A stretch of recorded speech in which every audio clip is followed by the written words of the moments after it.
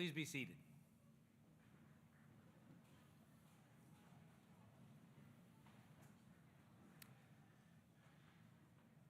Welcome to the 24th Annual Hooding and Graduation Ceremony of the Appalachian School of Law. My name is Keith Faulkner, and it's my great honor and privilege to serve as the President and Dean of the Law School. We really appreciate you all joining us this afternoon to recognize and celebrate the accomplishments of the members of the class of 2023. As we formally begin our ceremony, I invite Pastor David Western to the podium to provide our invocation.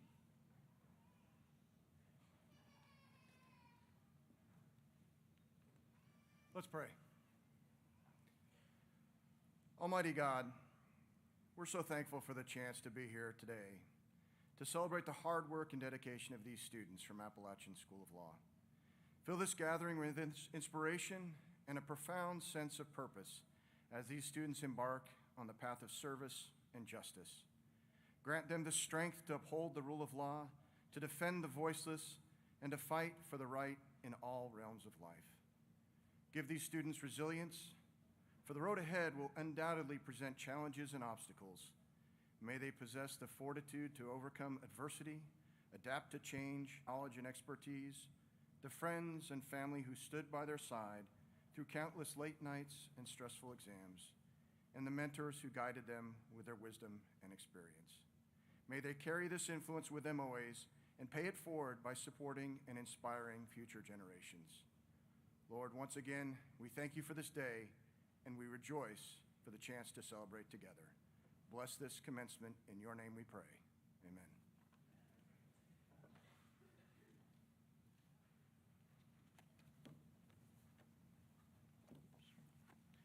Thank you, Dean Western.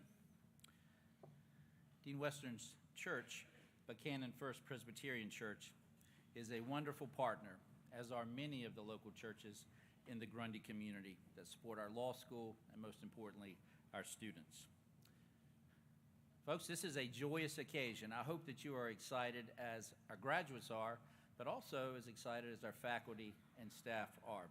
We are really, that's right, you can clap, it's good.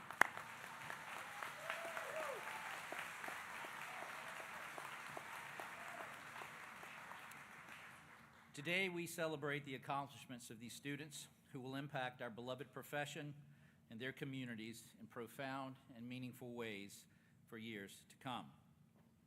We honor all of our graduates and applaud the results of their many years of hard work, of intense study at undergraduate school, or maybe not so intense study at undergraduate school, but certainly here at the Appalachian School of Law.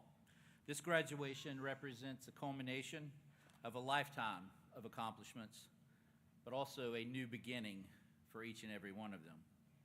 The launch of these new careers in the profession of law is filled with limitless possibilities and significant responsibilities. Commencement marks the traditional end of an academic program, but truly it is better understood as a beginning. For the past 3 years, your graduates have been challenged to think like lawyers, to advocate like lawyers, to mediate, to negotiate like lawyers, all of these things. And you think back to your first day, graduates, it all started with you just showing up, right? First day of law school, you showed up and you were so excited. Always keep that excitement with you in everything that you do, and you'll have such wonderful careers. But at the end of this journey, hopefully you've resolved that you want to become not just a good attorney, but a great attorney. An attorney that's going to help your clients, possibly even change the trajectory of their lives and livelihoods. We hope that you'll be law students for life. There's an unchanging fact that lawyers and judges know to be true, and that is that the law is always evolving. New statutes are enacted and old statutes amended. Federal and state courts daily at every level provide new judicial interpretations of the law, sometimes changing the application of settled principles, and at other times unsettling principles previously thought to be unchangeable. You've been taught the basic disciplines of our profession. The law, however, will demand that you engage with it on a daily basis. You cannot master the law. but you can certainly strive to do so. The best lawyers understand that the body of law is so expansive that it demands constant study. But you always need to temper this constant study for this profession with the needs of your clients, your personal needs, and the needs of your family and their well-being.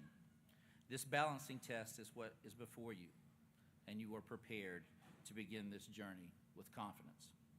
I'm pleased to welcome the deans, faculty, staff, and special guests joining me on the platform today. In particular, the president of the Legal Services Corporation, Mr. Ronald S. Flagg, who will deliver your commencement address in a few moments. I appreciate all of the faculty and deans and our special guests being here. When I was offered this position, my children said to me, "Dad, you're the president. You don't have to answer to anybody." And I said, "Well, that might not be true." I said, at my old job, I only answered to two people, the provost and the president. Here I answer to an entire board of individuals, and we're fortunate to have one of our board members here with us today, Mr. Gerald Arrington. He is the Commonwealth's attorney for Buchanan County. Do you mind standing up, Gerald? Thank you. These are dedicated men and women who provide policy-making advice and really set the course for the law school, along with the deans and the administration and the faculty. The Appalachian School of Law has been well served by a tremendous number of individuals. These include the officers of our board of directors of our Alumni Association. You'll hear from the president of our Alumni Association graduates as she delivers the charge at the end of our program. You have a great alumni community, many of whom serve on our adjunct faculty, but are reaching out on a daily basis, congratulating me on your great efforts and talking to me about how they can make your life better through helping you find jobs and the like. Our Alumni Association is something to be proud of, and I hope that each and every one of you get engaged with it. We're also happy to be joined today by our faculty. Family, friends, these are the individuals who are directly responsible for the tears, the late night phone calls, the periods of absenteeism from family functions and holidays because they've been working your students so hard. So you can blame them for all of that and not the dean, I promise you. But they're also responsible for these unusual Thanksgiving and Christmas and other conversations that you've had as they have been learning to think like a lawyer. The faculty have worked these students very hard, and the diligent study that they've engaged in is certainly something to applaud. But my friends on the faculty, you're the lifeblood of this institution. You're dedicated teachers of the law, but more importantly than that, you're mentors to these students, not only during their period of time while they're at ASL, but beyond. When they call 2 or 3 years from now and they ask you a question about civil procedure or trial advocacy, you're going to take those calls because that's what ASL is about. You've helped them dedicate their professional lives, as young as they are, to the advancement of the rule of law, the just and fair application of the law to all persons, no matter their circumstances and no matter how popular or unpopular the cause may be. Graduates, your professors have done the absolute best that they can to prepare you not only for professional success, but personal success as well. Now, I know you didn't believe this when you were writing papers this semester, when you were reciting in class, when you were anxiously waiting on grades. But all of their efforts, even the Socratic method, their tactics have been employed to prepare you for the awesome opportunities and responsibilities that our beloved profession demands. As a result of their hard work, joined with yours, you are prepared to become lawyers today. Class of 2023, please join me in recognizing the efforts of your faculty and as they stand. Faculty, please stand.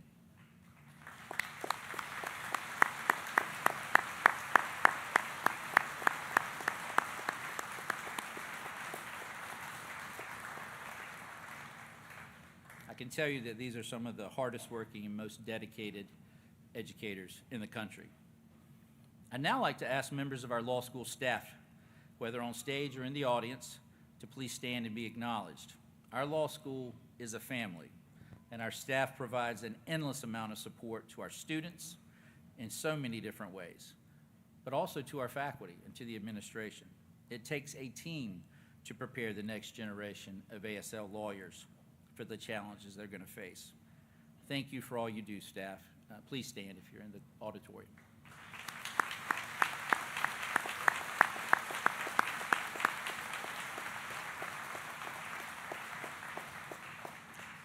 I particularly want to recognize the efforts of Ms. Patty Lester, Glenna Owens, Gina Sauls, Brian Presley, Marcy Owens, Peggy Street, Andy Bolt, Deans Westerns, and James, and many, many others for putting this event together to honor you today.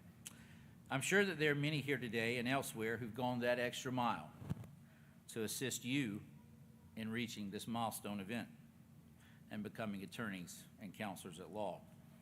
I know some of your family may be shocked to their core that you got here. I know that my family was. My parents, and certainly my wife, was not convinced that I was going to be able to finish the journey, but luckily I did. However, your family, I guarantee you, supported you every way. Your friends, whoever you have here as a loved one today supporting you, thank them. So at this time, I ask the class of 2023 to stand and applaud your families and friends and neighbors and whoever else supported you in this.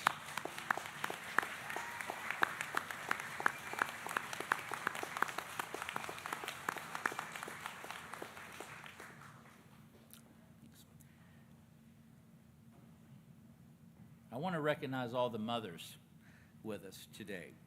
Tomorrow we celebrate Mother's Day, and what a better present than your graduate completing their course of study today. It's a wonderful weekend to celebrate. In my opinion, every day should be Mother's Day. I want to thank all the mothers for the encouragement that you provide in your homes, for the wisdom you share with your children, and for the love you shower on so many.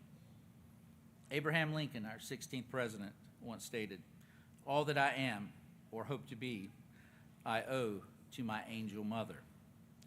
This is likely true for us all. So all the mothers in the room, please stand and be applauded for all of your support and efforts in your families.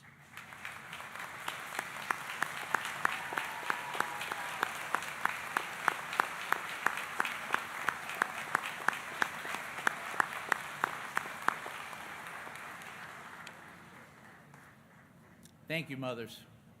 I hope you know how sincere that applause is from everyone in the room. Being a father is certainly an important role, but being a mother is just a tremendous role. ASL is a school that is proud to serve the military and our veteran communities. Each year we are privileged to have members of the ASL community who desire to serve our country as lawyers in the Judge Advocate General's Corps for various branches of the armed services. Other members of this class are serving on either active or reserve duty, and many have done so through law school. Many others in our graduating class and our greater community are veterans, many of them battle-tested. Some in our community are spouses and family members of these brave men and women. I want to thank you all for your service. At this time, I would ask the graduates who have served or are planning to serve the United States in the armed services to please stand for recognition and remain standing. Graduates, veterans.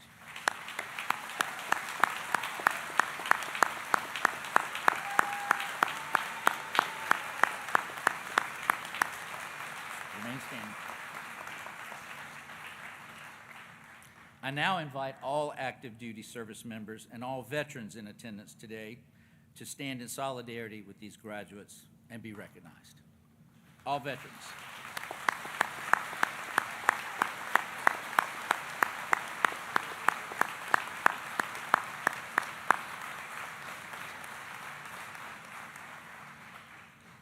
On behalf of ASL, thank you all for your sacrifices to our great country. It's now my great privilege to introduce your commencement speaker, Mr. Ronald S. Flagg, President of the Legal Services Corporation. Let me begin by telling you some basic facts about President Flagg. He was appointed president of the Legal Services Corporation on February 20th of 2020, where he previously served as vice president for legal affairs and general counsel for the same organization from 2013 to 2020. Prior to joining LSC, he practiced commercial and administrative litigation at Sidley Austin, LLP, for 31 years, 27 of those years as a partner. He chaired the firm's Committee on Pro Bono and Public Interest Law for more than a decade. President Flagg has served as president of the District of Columbia Bar and currently serves as the chair of the bar's Pro Bono Task Force and on the board of the DC Bar Foundation. He has also served as chair of the board of the Natural Veteran Legal Services Program, chair of the District of Columbia Bar Pro Bono Center, chair of the board of the AARP Legal Counsel for the Elderly, and is a member of the American Bar Association's House of Delegates, the board of Washington Lawyers Committee for Civil Rights and Urban Affairs, and the District of Columbia Judicial Nomination Commission. President Flagg graduated with honors from the University of Chicago and cum laude from Harvard Law School. He began his career as a clerk to Judge Myron L. Gordon in the Eastern District of Wisconsin, and then as an attorney advisor in the United States Department of Justice in the Office of Intelligence Policy. President Flagg, we are delighted to have you here with us today. Please join me in welcoming President Flagg.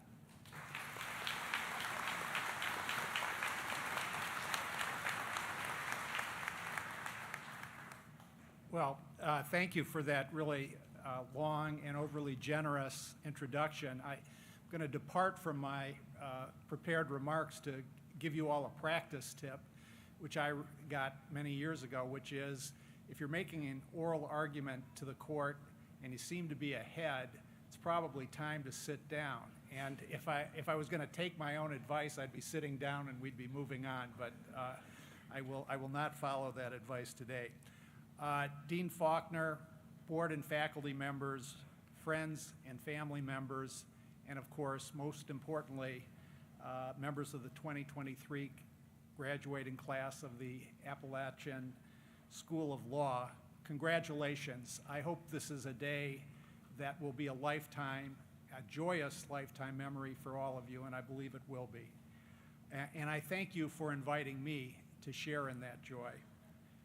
Today we really celebrate not just this moment, but three periods. First, we do celebrate this moment, this wonderful occasion honoring your completion of law school. But we also celebrate a second period. That is the last several years. We look back and celebrate your hard work over several years, gaining new experiences, knowledge, and skills, your long hours, your juggling of multiple responsibilities, the birth of children, new friendships, and all of that, of course, occurring during a horrible pandemic. And third, we celebrate the opportunities you have going forward to make a meaningful difference in the lives of your communities and your neighbors. And my aim in the next few minutes is to focus on those opportunities and really the opportunities to help our country better keep its promise of equal justice for all.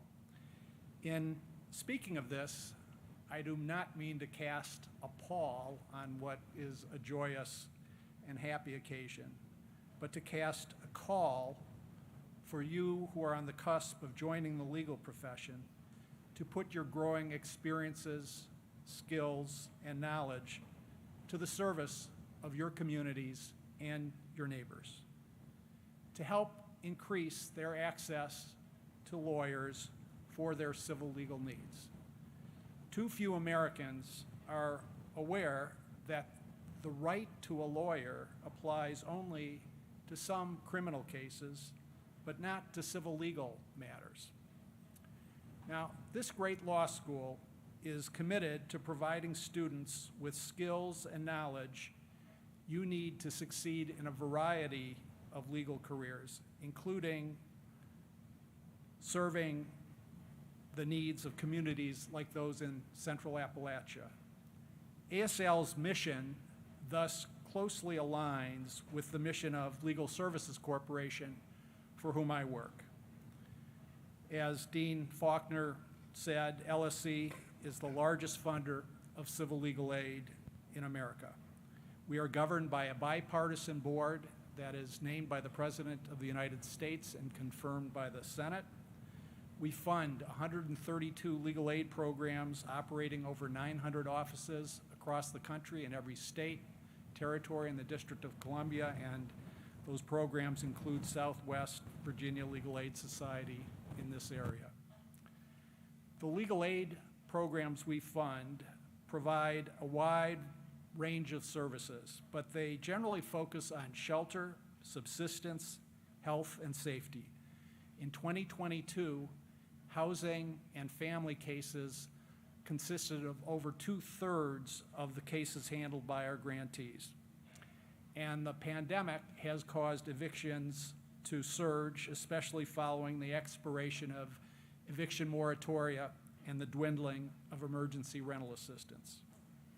Legal aid providers serve single moms, children, seniors, veterans, and survivors of domestic violence, natural disasters, and opioid use disorder.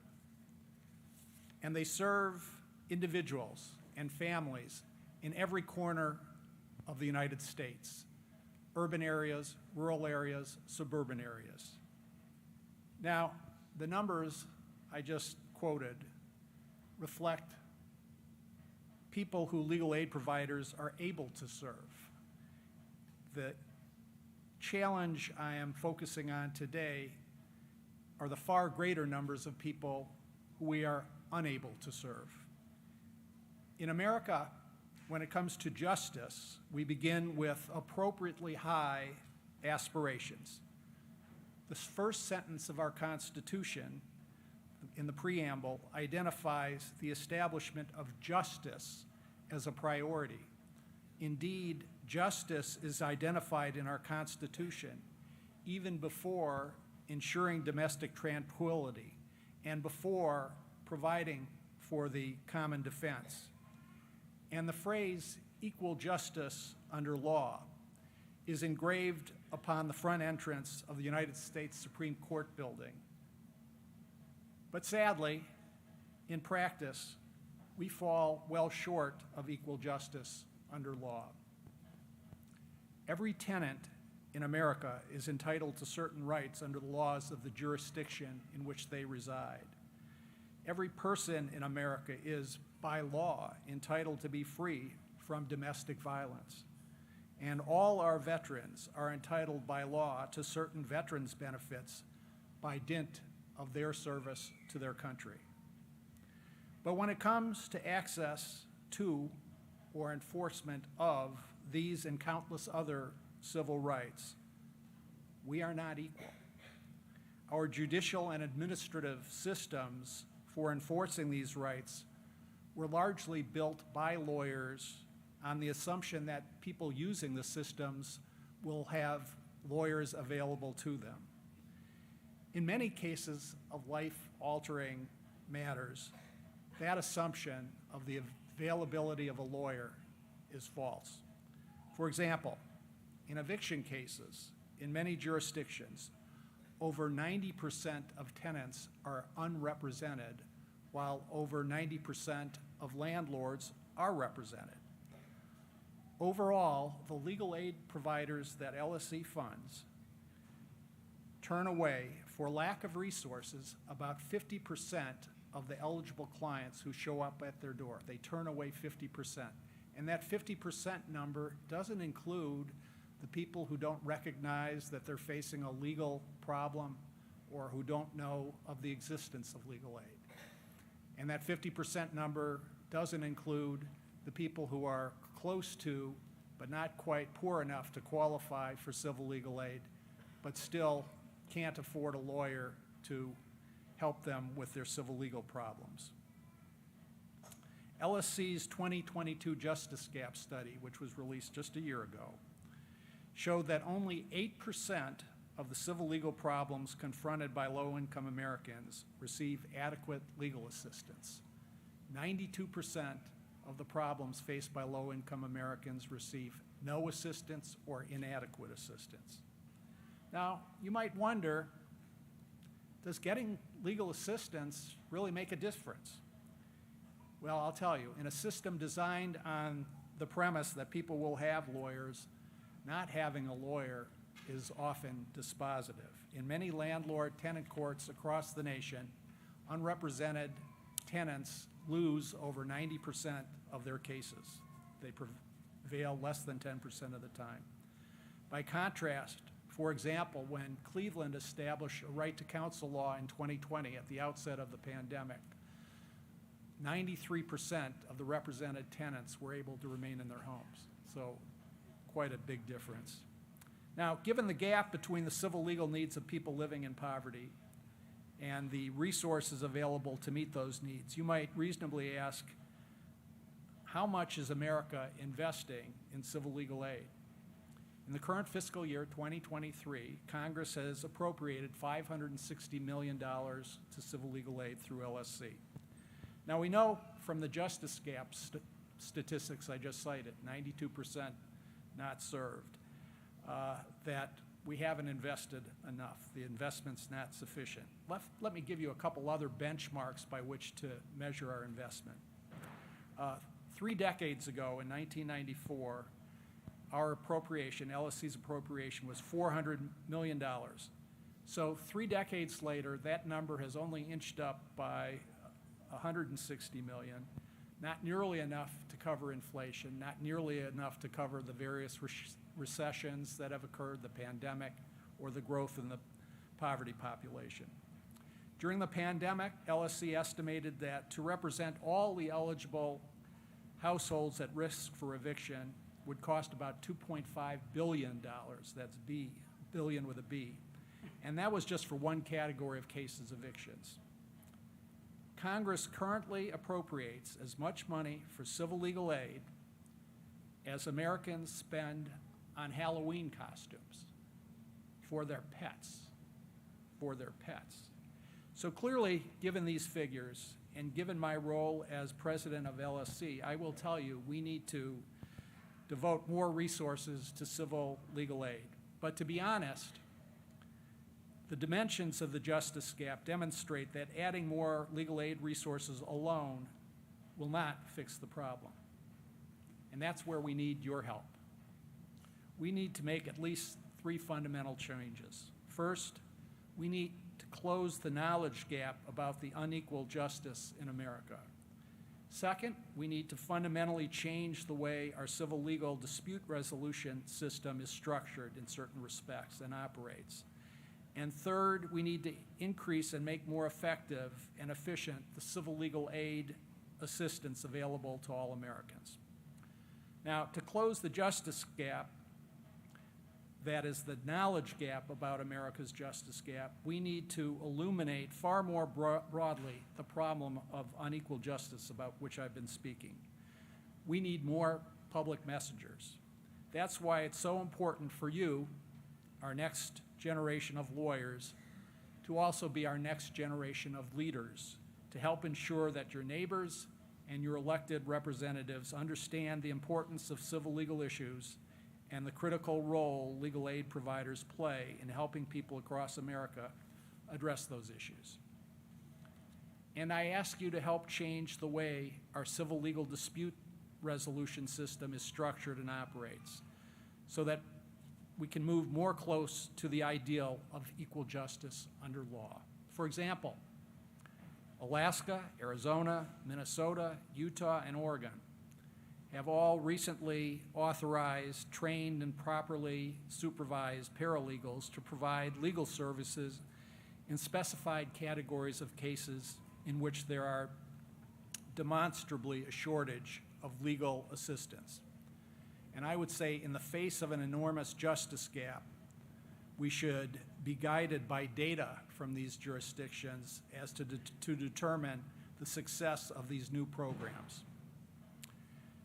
Lastly, regarding making civil legal aid more effective, we need to leverage the the relatively few and grossly inadequate existing supply of legal aid resources with additional resources and technology tools that will effectively increase the supply of legal assistance and make that assistance available wherever people needing the assistance are located.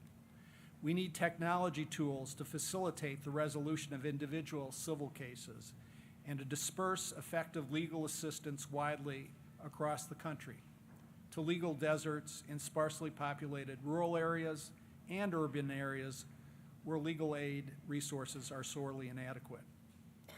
In that regard, I note that the ratio of lawyers to Central Appalachian residents, which is approximately 1 to 742, is dramatically lower than the average in Virginia at large, which is about 1 to 294. I hope many of you graduating today will consider working in legal services in Appalachia and beyond. And I urge all of you, whether you hang out your own shingle, work in a law firm, work in the government, or work in-house at a corporation, to identify organizations in your communities who provide legal services to your neighbors and who could use pro bono volunteers in their work. Become their champions. Become their leaders. Help us keep our promise of equal justice under law. I submit the stakes couldn't be higher, and I'm very grateful for your help.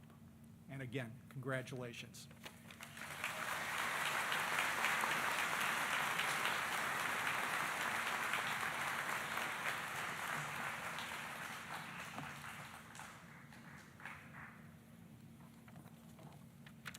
Thank you, President Flagg.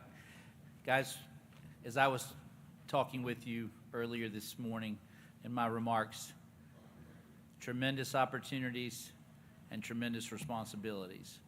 The greatest thing about this class is you have a heart of service, and we know you're going to go out and make an impact in these legal deserts, places where there are no lawyers or a significantly appreciated value of lawyers. Well, right now, it's my great pleasure to introduce you to our valedictorian.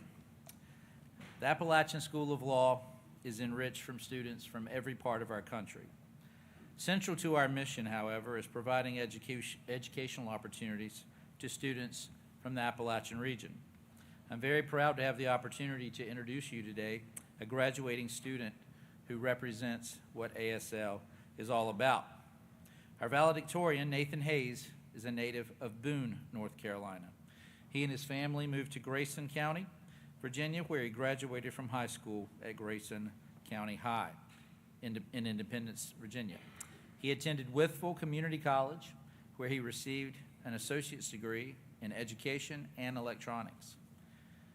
Nathan later completed his Bachelor of Business degree at King University while working full-time at Crutchfield Corporation.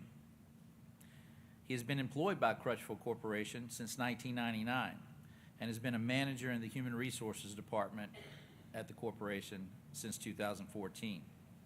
In 2020, Mr. Hayes accepted a scholarship to attend Appalachian School of Law, and he's obviously done well, graduating number 1 in his class. He credits this success at ASL to the encouragement and strength shown by his parents, his family, his co-workers, his sister, his classmates, and everyone at ASL during the hardest of times. Please join me in welcoming Mr. Nathan Hayes to the podium to address his classmates.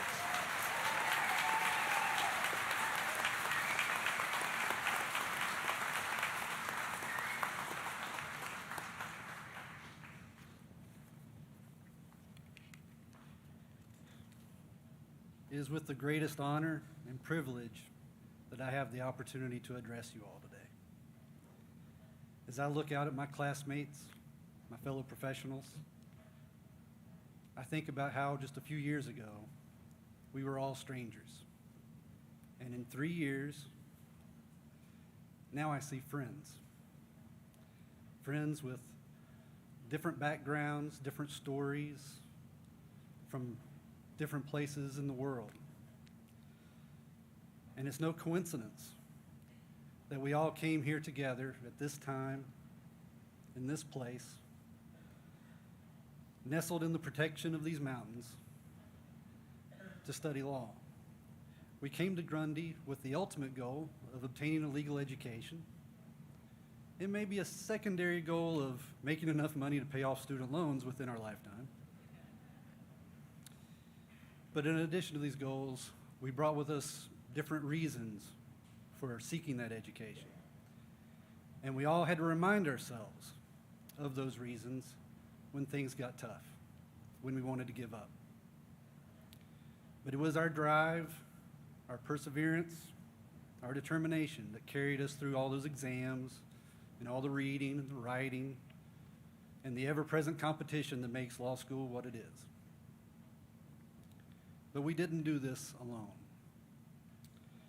If you look around you, if you look to your left and to your right, you'll see our support system.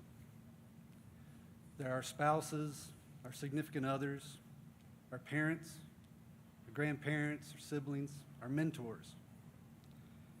I can safely say on behalf of my colleagues that we could not have done it without you. It's a little more emotional than I anticipated. We entered law school about 6 months into the COVID-19 pandemic. And in our first year, particularly, I experienced some of the hardest, darkest days that I can remember. The stress of the pandemic added to the normal stresses of going to law school with a different group of people could have caused what would normally have been healthy competition to have become something else. But that wasn't what happened with our class, and I think it's what makes us truly special. From very early on, my classmates shared their struggles with each other. They listened to each other. They encouraged each other, and we leaned on each other. And don't get me wrong, we still competed too. But the difference is that we genuinely wanted our classmates to be doing their best work as we competed. And the stress of the pandemic wasn't ours alone. Our faculty and staff also had their hands full. They had to balance the needs to keep us all reasonably safe with keeping the school going and keeping classes on schedule. I would like to take this opportunity to thank them for making those difficult decisions. And as we prepare for the next phase of our careers, it is my firm belief that our unique law school experience has prepared us not only to take on whatever intense challenges that the years to come might bring, but maybe more importantly, it's given us a unique awareness of the value of supporting the people around you as we meet those challenges together. And finally, to my fellow graduates, I'd like to remind you of when we first got accepted into the Appalachian School of Law, we all received a little welcome package. And it had in it a little flyer that explained the advantages of studying law in Grundy, Virginia. And one of the advantages that it listed was Grundy is a quiet town where you can hear yourself think. Hear yourself think. And this town, this school, and these mountains provided that protection of a distraction-free environment and a family-like atmosphere that no other law school in the country can provide. I am eternally thankful for that, but I'm also thankful that when we all stopped to hear ourselves think, we also found our voices. We were challenged by our faculty. We were encouraged and supported by our support systems. And now, after 3 years of working together, we're inspired by each other. At least for me, it is you who have inspired me and continue to inspire me. Thank you.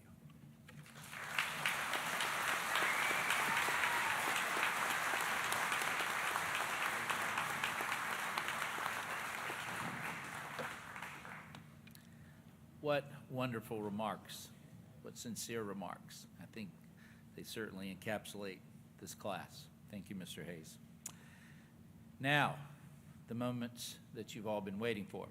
It is now my pleasure to call upon Ms. Laura Wilson, Chief Academic Officer of the Appalachian School of Law.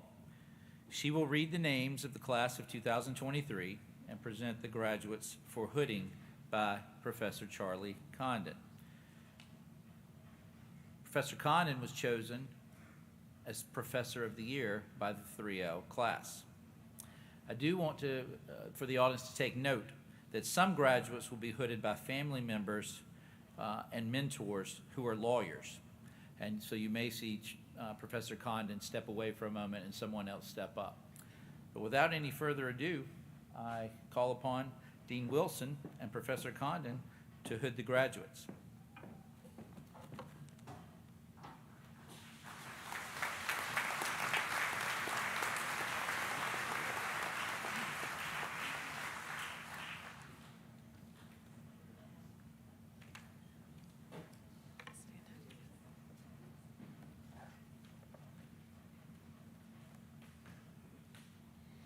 Kizito Adam.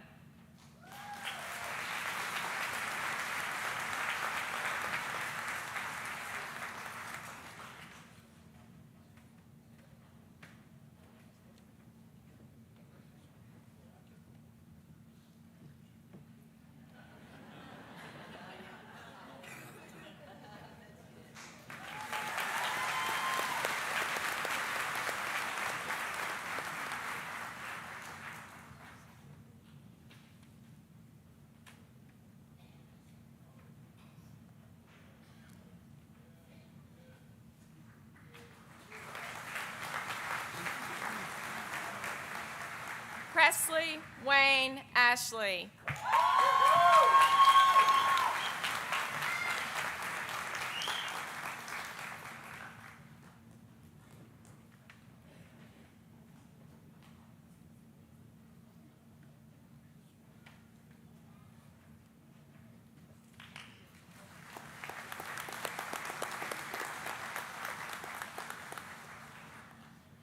Alexander Tobias Belcher.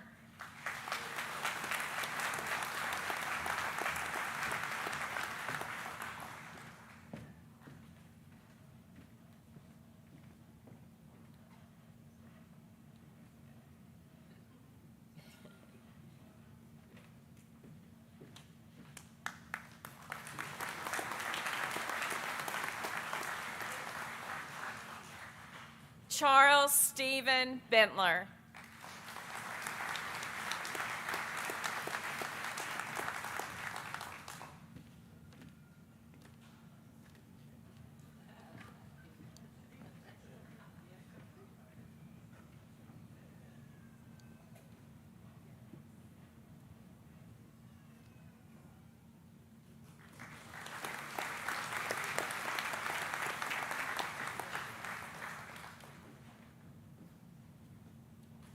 Brogan Lee Bowman.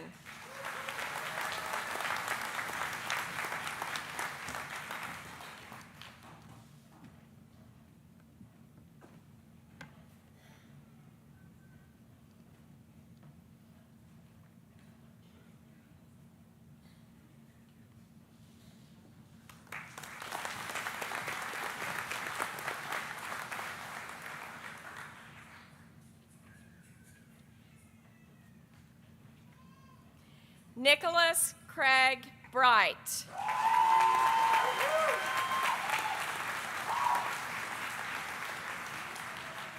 Mr. Bright is being hooded by his friend and mentor, Kyle Kilgore, a graduate of the University of South Carolina School of Law.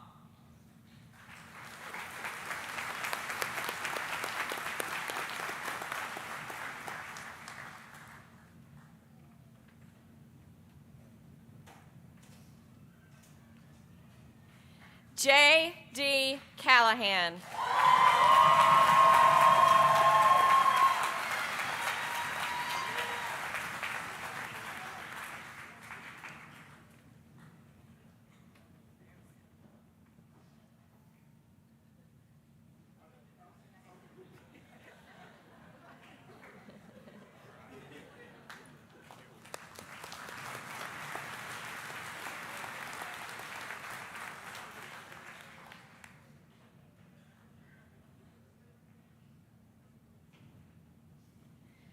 Courtney Ann Combs.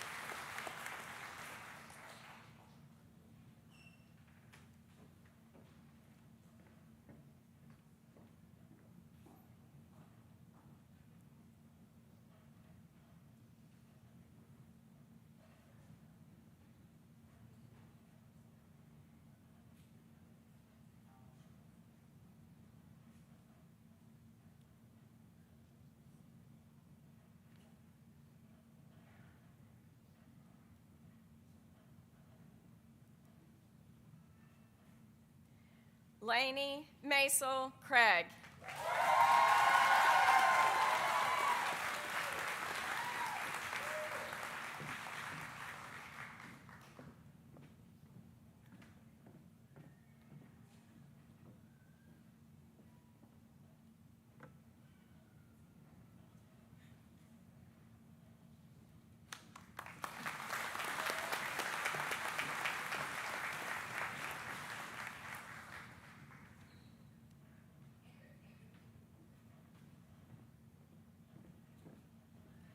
Dakota Jeffrey Kraus.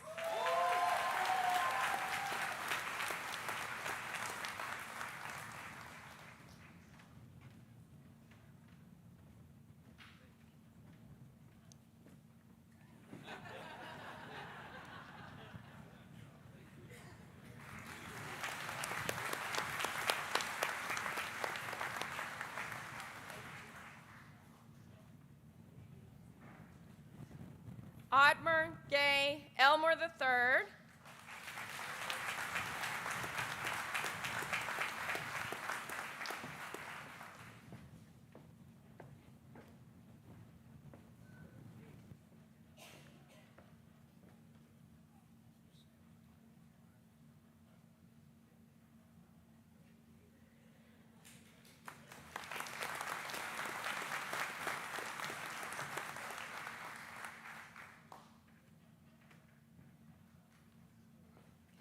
Anthony Jacob Foltz.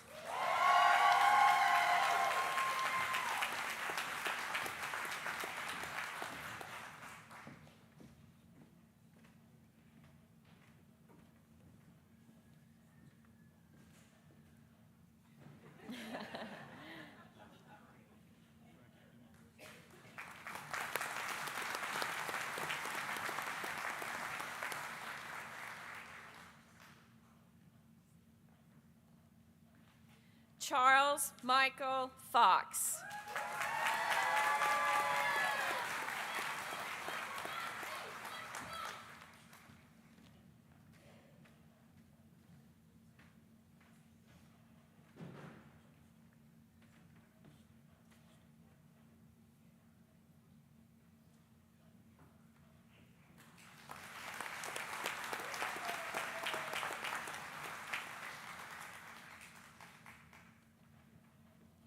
Jennifer Ann Gillum.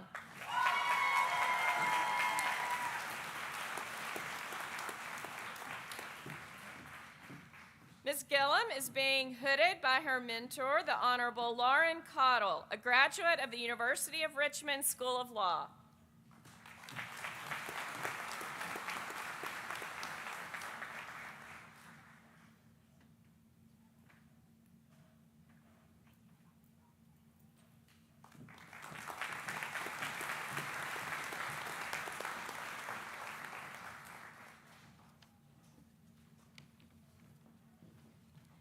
Cameron L. Groves.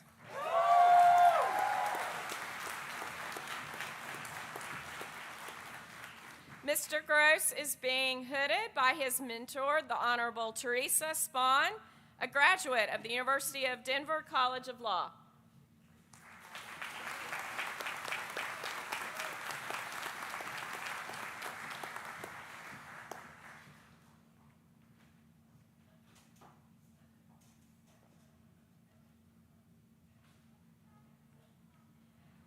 Nolan Alexander Harrison.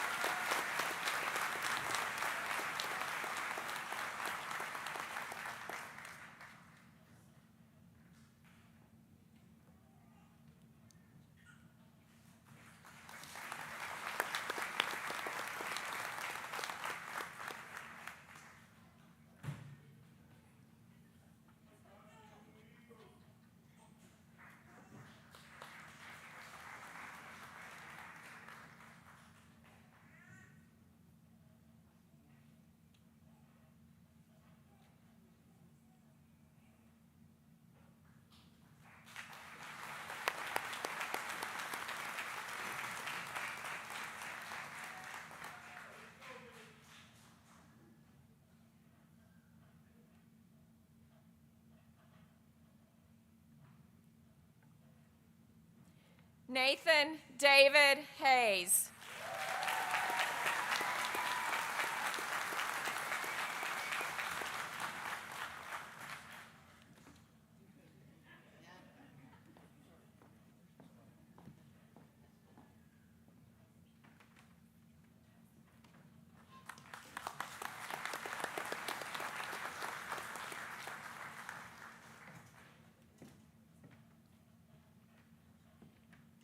Savina Jackson.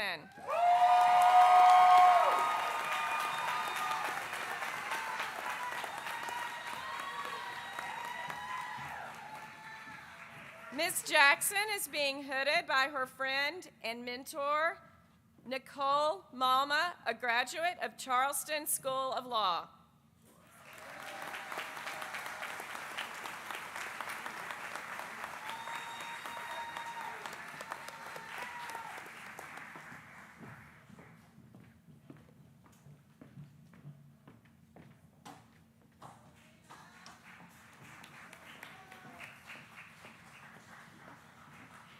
Zoe Elizabeth Kale.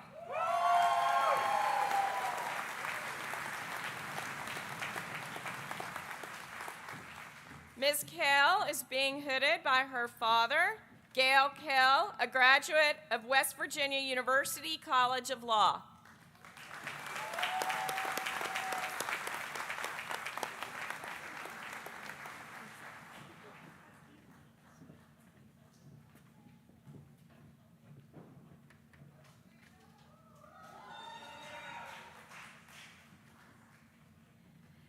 Christine Ann Kegley.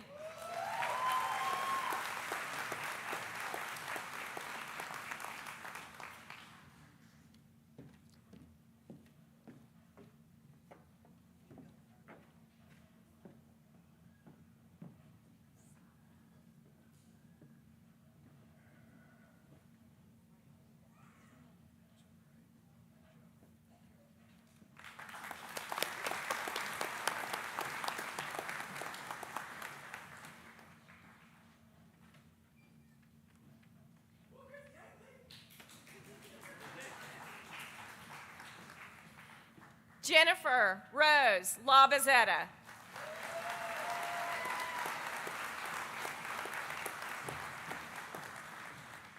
Ms. Labazetta is being hooded by her friend and mentor, Marcus Russell, a graduate of the Appalachian School of Law.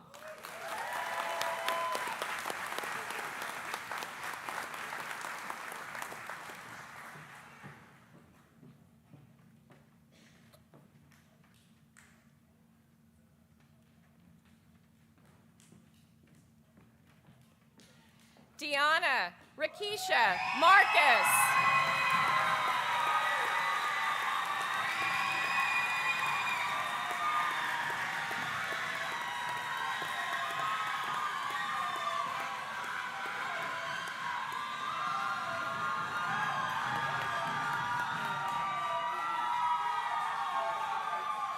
Ms. Marcus is being hooded by her friend and mentor, Marcus Russell, a graduate of the Appalachian School of Law.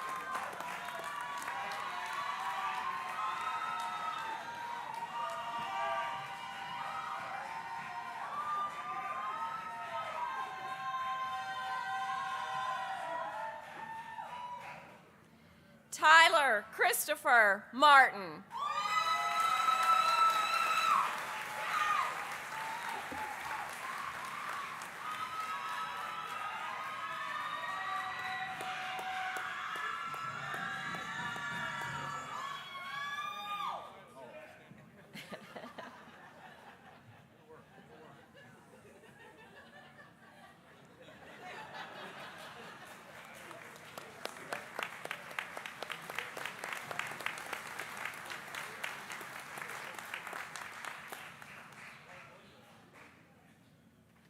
Nina Makava.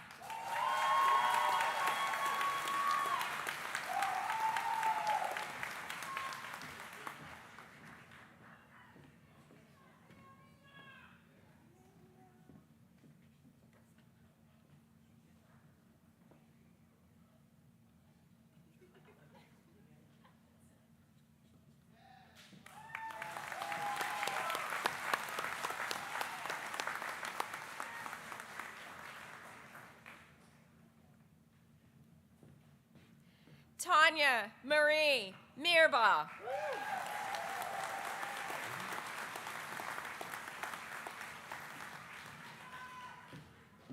Ms. Mirbaugh is being hooded by her friend and mentor, Marcus Russell, a graduate of the Appalachian School of Law.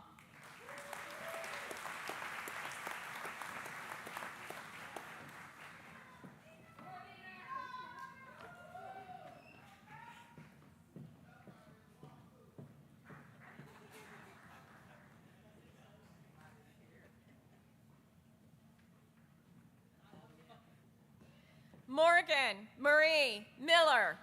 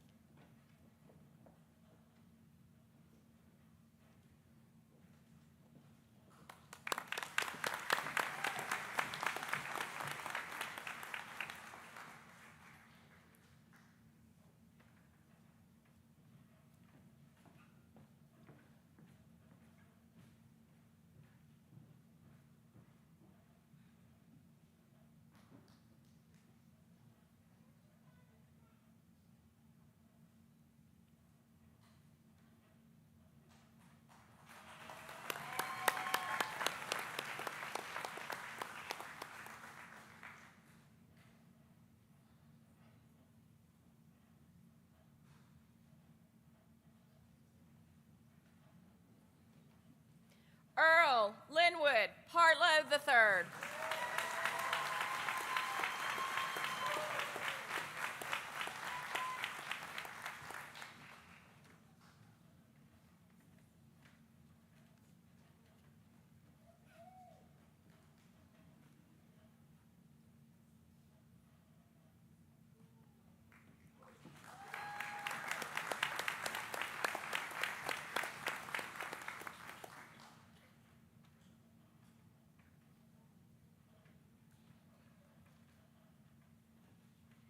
Frank Berkeley Powell.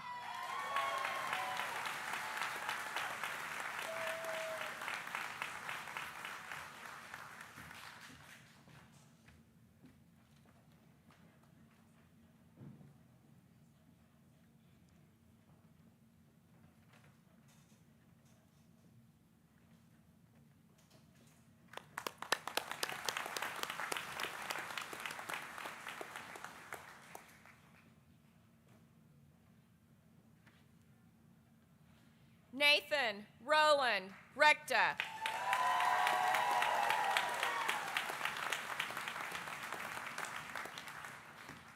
Mr. Recta is being hooded by his friend and mentor, the Honorable Robin Mayer, a graduate of the University of Richmond School of Law.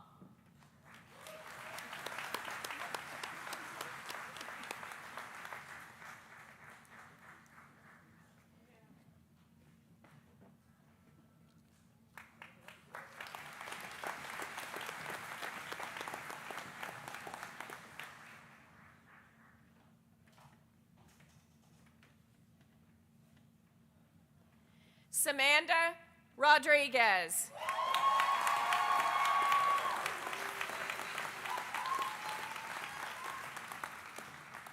Ms. Rodriguez is being hooded by her friend and mentor, Shannon Adams, a graduate of the Appalachian School of Law.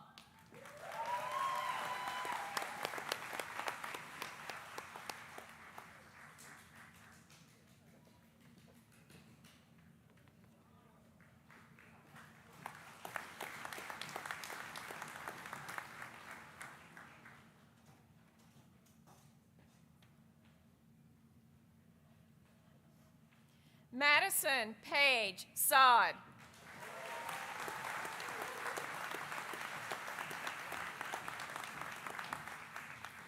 Miss Sod is being hooded by her friend and mentor, Marcus Russell, a graduate of the Appalachian School of Law.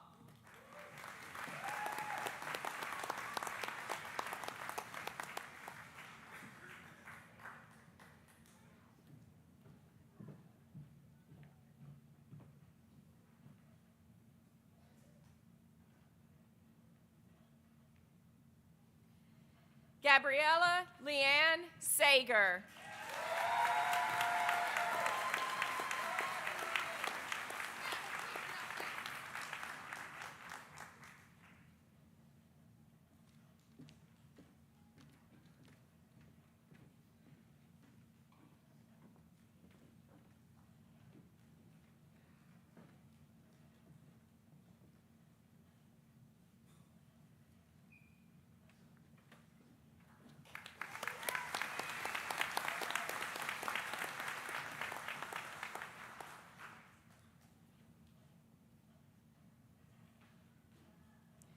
Savannah Ray Schroeder.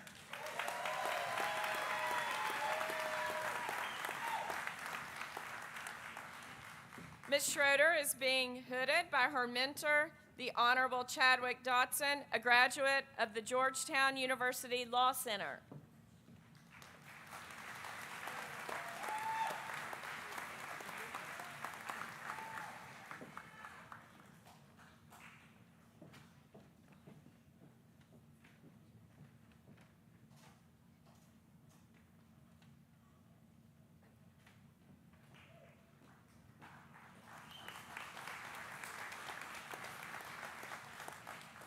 Jamin Samuel Segrist.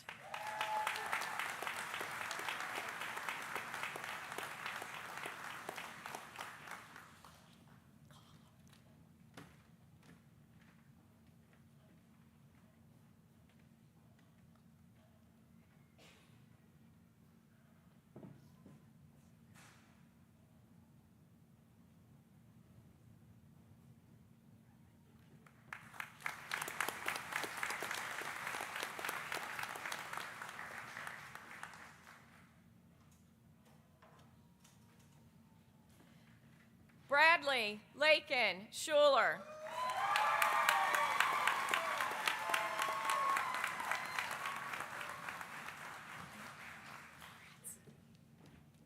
Ms. Schuler is being hooded by her aunt, Susan Moore, a graduate of the University of Virginia School of Law.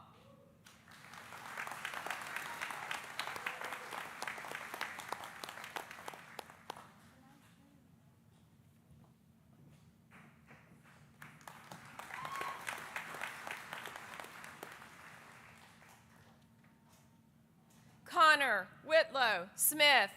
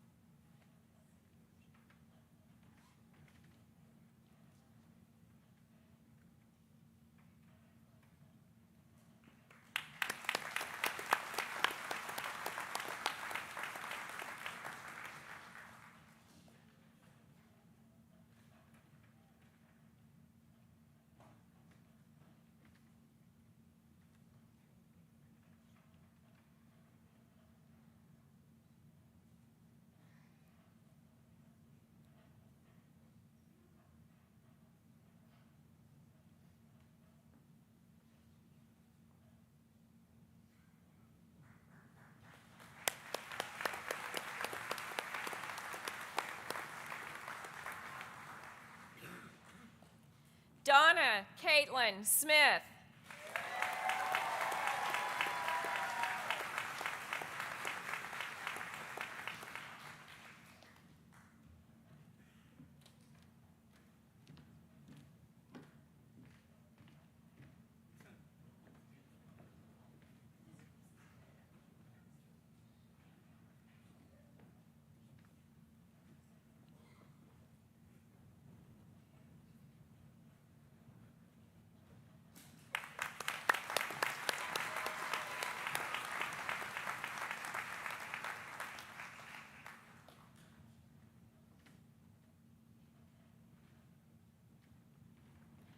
Jacob Nathaniel Snuffer.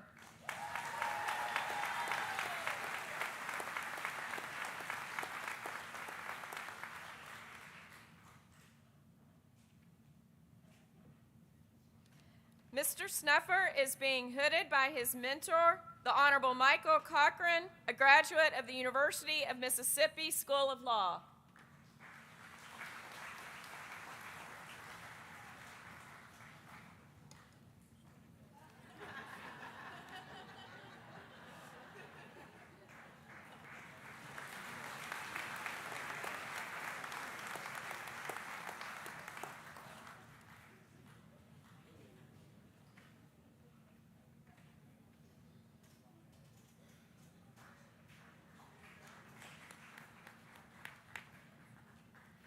Ashley Ellen Strickland.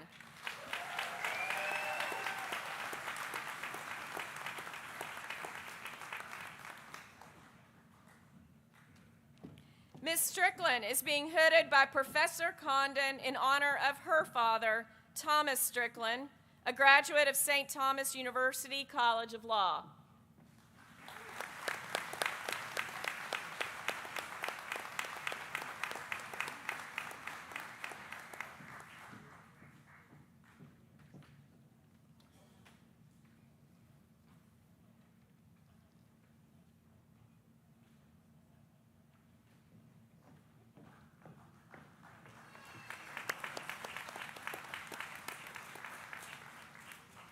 Christopher Tejeda.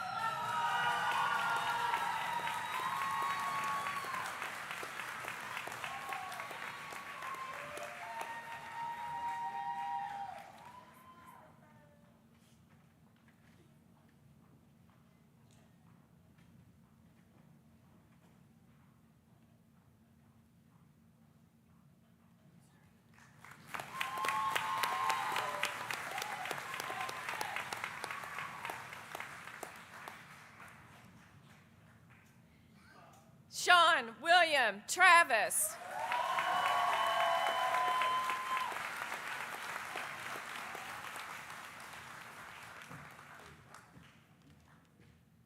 Mr. Travis is being hooded by his mentor, the Honorable Donald McLaughlin, Jr., a graduate of the William and Mary Law School.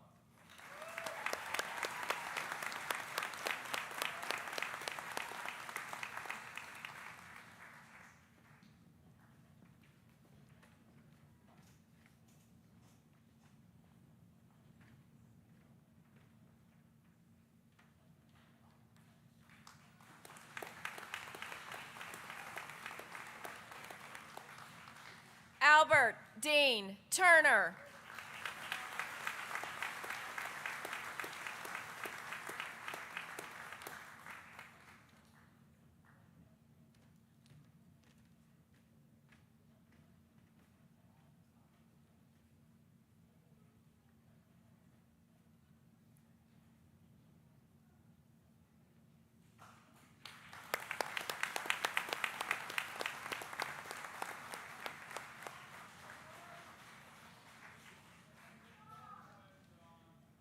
Kaylin Gracia Watkins.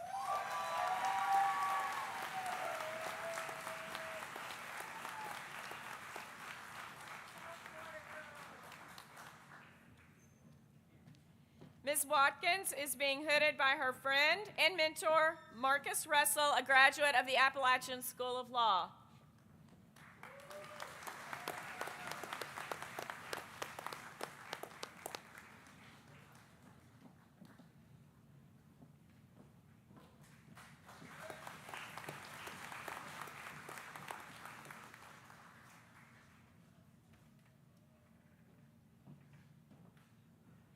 Jared Wilson.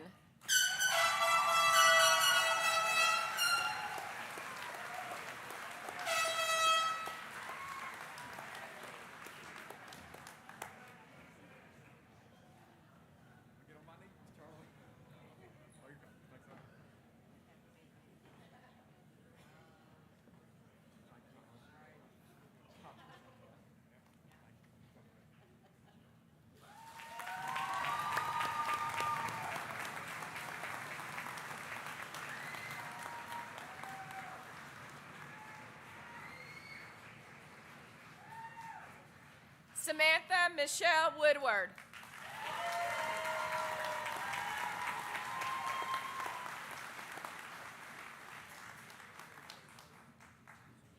Ms. Woodward is being hooded by her cousin, Michael Taylor, a graduate of the University of Kentucky College of Law.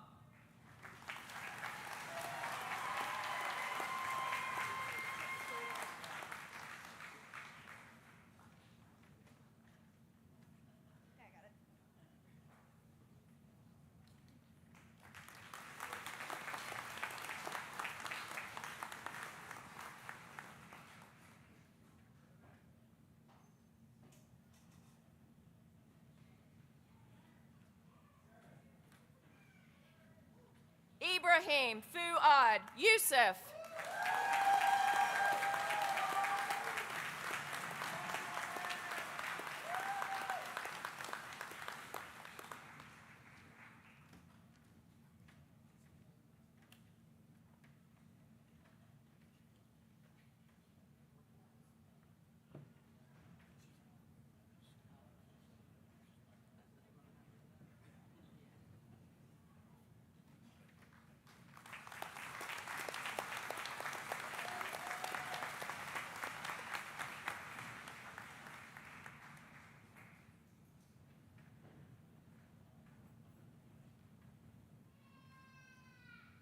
Michael J. Zimlock.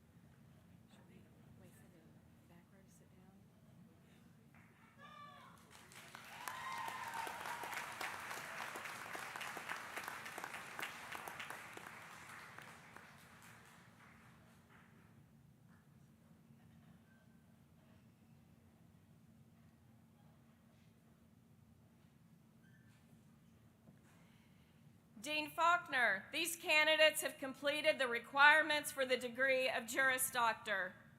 Upon the recommendation and approval of the faculty, I present them to you for the conferral of that degree.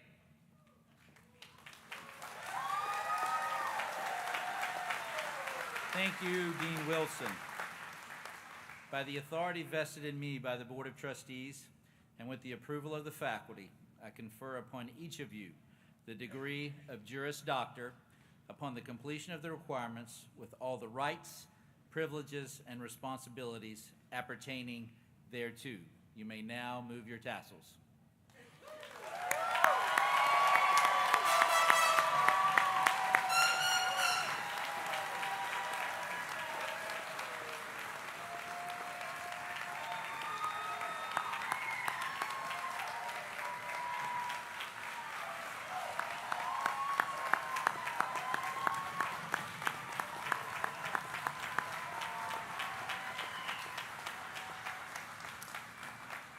I'm now pleased to welcome to the podium Erica Parrish, who will issue the Alumni Challenge to the graduating class of 2023. Ms. Parrish is the president of the Alumni Association for the Appalachian School of Law, and she's a native of Grundy. A 2000 graduate of Grundy High School, she is a 2004 graduate of Emory and Henry College and a 2007 graduate of the Appalachian School of Law. After graduating, Erica spent 5 years clerking for the Honorable Elizabeth A. McClanahan during her time on both the Court of Appeals and Supreme Court of Virginia. In 2012, she became a career law clerk for the Honorable Teresa M. Chafin, where she served Justice Chafin during her tenure on the Court of Appeals of Virginia and continues to serve with her today on the Supreme Court of Virginia. Please join me in welcoming Ms. Parrish.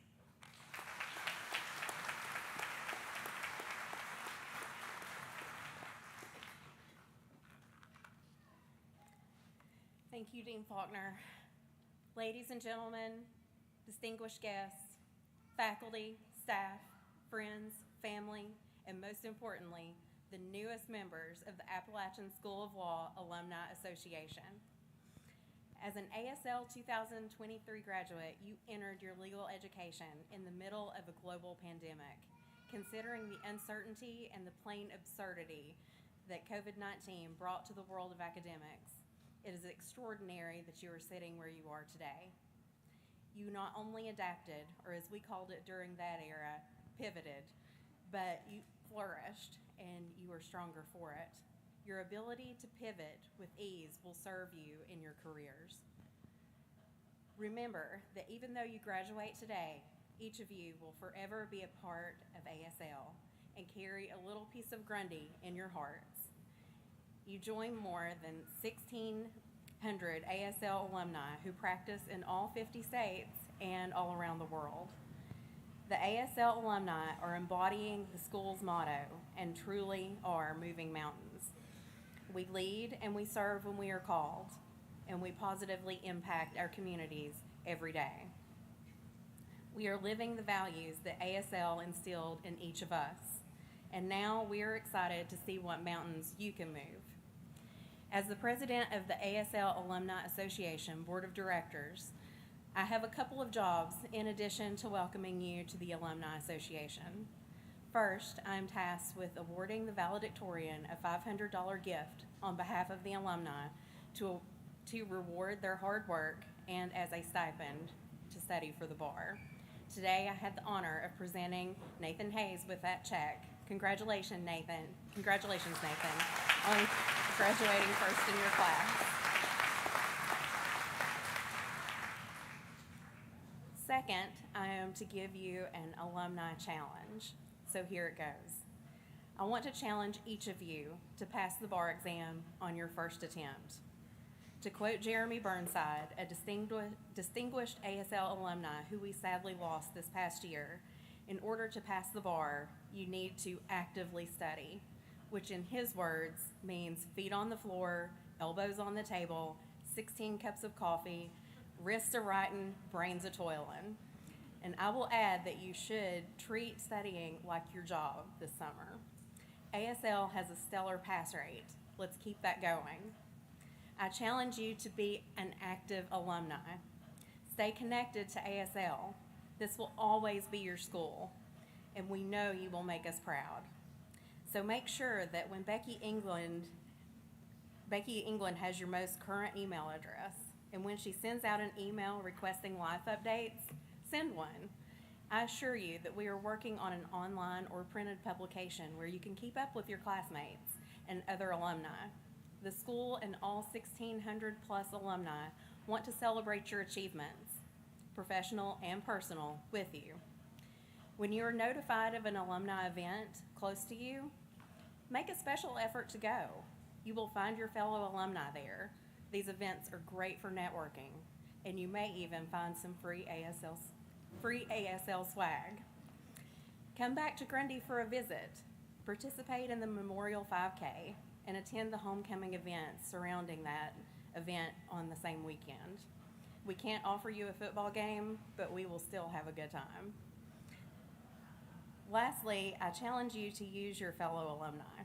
As most of you know, a mentoring program is now in place, and I know that a lot of you signed up to be assigned an alumni mentor. use them. They are a wealth of knowledge on the practice of law. As you grow in your own career, I challenge you to mentor an ASL student yourself. On behalf of the Alumni Association, I wish you the best of luck on the bar exam and all of your future endeavors. And most importantly, I congratulate each of you on today's achievement.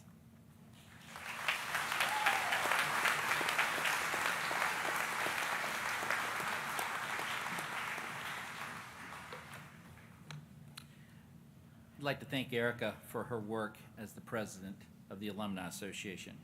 It's not an easy job, and she's done a great job and done it with grace and humility. So, graduates, I'd like to add briefly, very briefly, to her challenge. Alumni, yes, you are alumni. That's why you just got a charge from the alumni president. So how does that feel? I hope it feels great to you. It certainly feels great for us. You are ASL. You are ambassadors to the profession, to your communities. Everything you do reflects not only you, it reflects upon us. And we know that you are going to go out and do amazing things. We have every confidence that you're going to be successful on the bar exam. Every confidence that you're going to be successful on the bar exam and in life. However, I'd like to remind you of what Henry David Thoreau said. Success usually comes to those who are too busy to be looking for it. Stay busy. Success will find you because you've worked hard and you deserve it. Graduates, please remain seated as I ask the audience to rise, if possible, to congratulate you on the graduating class of 2023.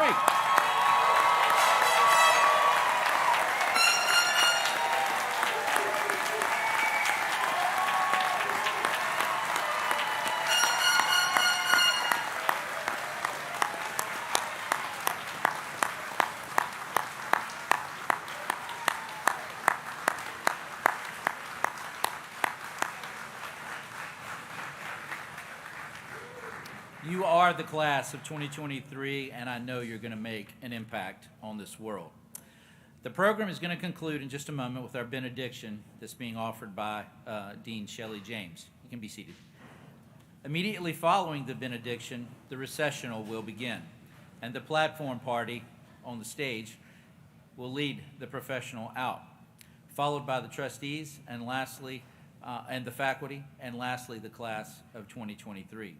We ask that you remain standing, audience, during the recessional. Graduates, as you process out, you will be greeted with handshakes by your new professional peers, your loving faculty. Lastly, many of you will be attending the farewell celebration this evening at the law school. I have been promised that it is going to be one heck of a send-off. The doors open at 6:30. We look forward to seeing you there. I now ask Dean James to deliver our benediction, and then the processional will begin.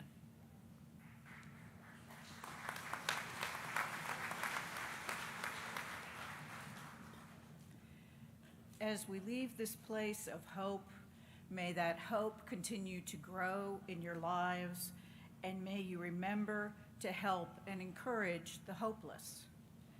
As we leave this place of support, may you continue to feel the support and love of the people who are here, and may you also remember to look back and lift up those people who need your support. As we leave this place of learning, may you continue your learning and continue to grow, but may you also look for those who need the help of the knowledge that you have acquired. As we leave this place, may you all go with all the blessings of everyone here.